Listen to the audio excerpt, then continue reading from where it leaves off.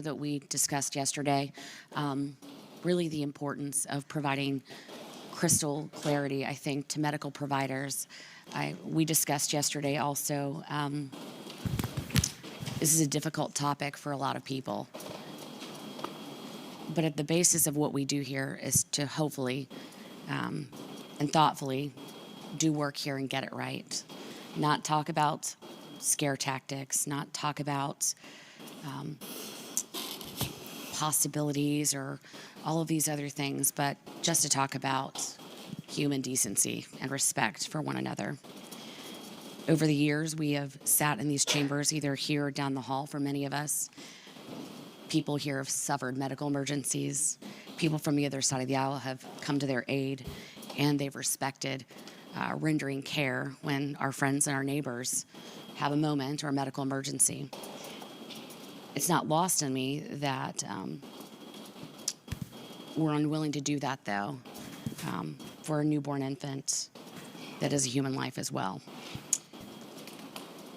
I've never had a moment here where I feel like that the majority of my friends on the other side of the aisle are callous, but this will be the first time in my service in this chamber and down the hall that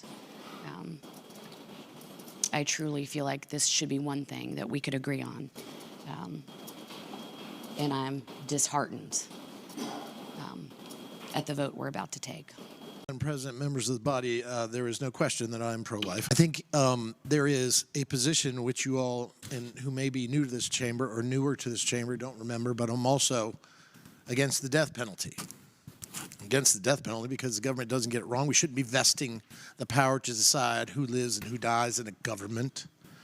And quite frankly, I think sometimes the irony that strikes me, and I used to have this conversation with my good friend who is deceased, the former Senator and Congressman McKeechin, that it seems ironic to me that if you're pro-life, then you should also be against the death penalty. But what I find is sometimes, Madam President, is on either side of the aisle, they're against the death penalty, but they're pro-abortion.